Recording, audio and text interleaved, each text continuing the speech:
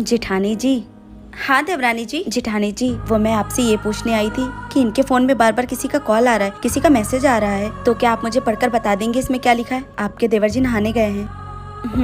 पर क्यों देवरानी जी, तुम्हें मैसेज पढ़ना नहीं आता है? नहीं जेठानी जी, मुझे अंग्रेजी पढ़ना नहीं आता है। कोई बात नहीं, मैं तुम्हें पढ़कर सुना देती हूँ। ठीक है जेठानी जी।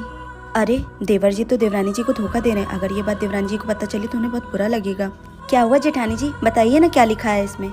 कुछ नहीं देवरानी जी, वो देवर जी के ऑफिस से कुछ इम्पोर्टेंट मैसेज था, बस और कुछ नहीं। अच्छा जेठानी जी, मुझे थोड़ा सा काम है, मैं जाती हूँ।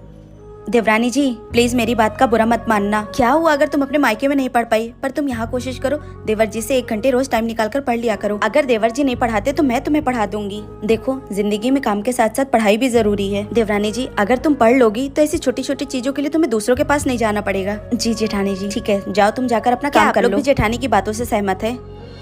दीक्षा तुमको शर्म आती है थोड़ा?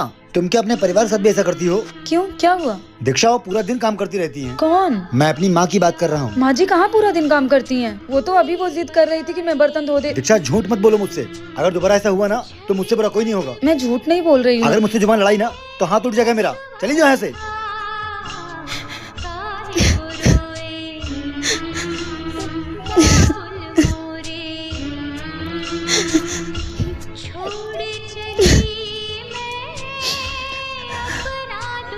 अरे बहू सोई नहीं अभी तक? माँ जी आपको बेटी नहीं है इसलिए आप मेरा दुख नहीं समझती हैं, या फिर आप अपने बहू बेटी को खुश देखना ही नहीं चाहती? पर मैंने किया क्या है बहू? सब कुछ जानते हुए भी ना अनजान मत बनिए। कैसी बात कर रही है बहू? मैं तो चाहती हूँ मेरा बहू बेटा हमेशा खुश रहे। आपके चाहने में और ये सब कुछ करने में बहुत फर्क है।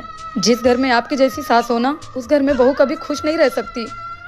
पता नहीं क्यों सास अक्सर बहू का दर्द कभी नहीं समझ पाती।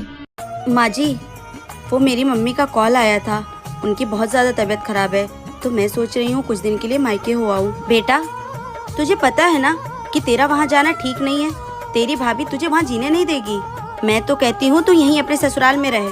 माँ जी मैं अपनी भाभी की वजह से अपना मायका तो नहीं छोड़ सकती ना। और रही बात मेरी माँ की, तो उनकी उम्र हो चुकी है, पर बेटा वो तेरी बहुत बेइज्जती करती है और मुझे ये सब सुन के अच्छा नहीं लगता है।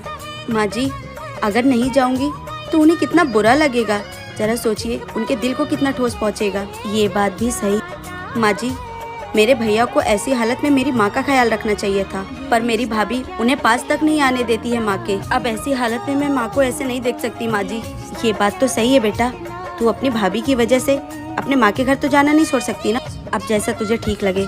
ठीक है चली जाना और अपनी माँ का अच्छे से ख्याल रखना, और हो सके तो जल्दी आ जाना। जी माँ। आपकी सास भी इतनी प्यारी है तो कमेंट करें।